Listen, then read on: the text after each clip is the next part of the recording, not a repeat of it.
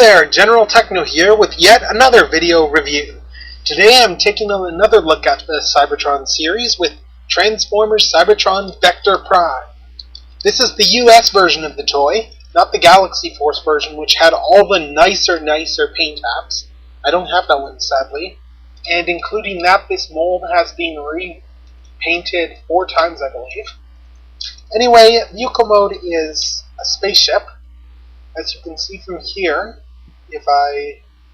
as you can see, it's a lot like the Darth Maul's Sith Infiltrator, really, in terms of aesthetics. From the front, it's not hard to figure out how it transforms either.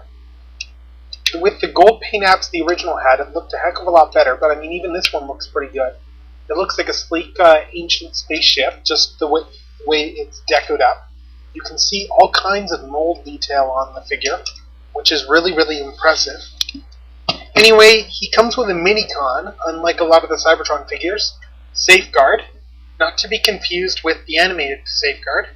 Safeguard, I'm just going to show quickly, he transforms into a weapon, like some of the older mini-cons, by folding the gun up on his back and folding his legs in like so. And he can clip in to a specially designed slot on Vector Prime right here in order to act as a gun that's mounted on the top. Vector Prime also has a missile which fires out of the nose here, and the trigger is right over here. And he's also got a cyber key gimmick. It doesn't do anything different in robot mode, so I'll just show it now. You plug the key in, and yeah, that's about all it does. They've since gutted that feature for the re-release of Vector Prime just recently in Universe with the new deco. They gutted the sound feature, and it's pretty useless, so I don't really blame them that much, because the sound isn't really worth anything. Anyway, for just a quick vehicle mode scale comparison, here he is, as always, next to Rat Trap. Using Rat Trap helps give an idea of how big he is next to other figures in other videos, which is why I'm still using him. So yeah, so he's a pretty big vehicle. Anyway, let's transform this guy. It's really easy. First, we're going to take the sword out of the side here from storage, and we're going to fold the wings down like this. Next, we're going to take him, fold his legs out, fold them up. He's got wheels, as you can see, and also worth noting, it's asymmetrical pieces here. Again, lots of detail. Fold the back like that, and we fold the shoulder pads up. Fold the arms out. Just adjust this. Yeah, so we fold the arms out, fold these pieces here up a bit, and fold the wings down and up. And finally, let's turn around, fold up the head, and presto, Transformers Cybertron Vector Prime. Robot mode, it doesn't have as many paint apps as the original Japanese one had, but that doesn't mean that it doesn't look that good.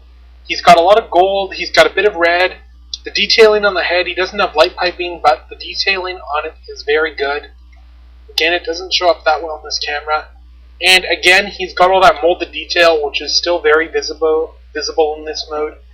He's got his sword, which is rubbery plastic, so it deforms easily, but it pegs into his hand, like so. Safeguard, meanwhile, can peg into his hand, either arm via the mini-con peg there, and can, I guess, be used as a weapon. And he's got another sound feature in robot mode. Move his arm up enough, and he'll trigger that sound, which is a bit weird considering that he's holding a sword and making a laser firing sound. He's got half the plane hanging off of him on his back, as you can see. He still looks really good in robot mode, though, even still. Even though it's a simple transformation, it's one that works really well. Posability-wise, he's got a lot of ratcheted joints, ratcheted elbows, swivels at the bottom of the elbows, full range of motion in those arms. Legs are ratcheted, and both ways, and he's got a swivel at the upper knee as well as a ratchet joint. The head turns, as you saw. Cape can adjust a bit. And yeah, So he looks pretty good. Just to show Safeguard's articulation, I'm just going to transform him quickly. He's got swivels up here, and these don't pop off that often, but he's got elbows that are ball jointed, as well as full knees, and his feet can bend as well. So Safeguard's pretty well posable for a minicon. Anyway, just for some size comparisons, here he is next to Transformers animated Jetfire, who forms one component of Safeguard. So yeah, he's a pretty tall Voyager. Next to Downshift, also from Cybertron. And for another quick comparison, here he is next to G1 Soundwave. Soundwave, as you can see, he is still taller than Soundwave. He's a really tall Voyager. In the end, I'll say that overall, I think the original Vector Prime Deco is probably the best. Universe version is last Autobot homage. It doesn't look as great from pictures I've seen. I think I'm going to skip him, even though I was considering him earlier.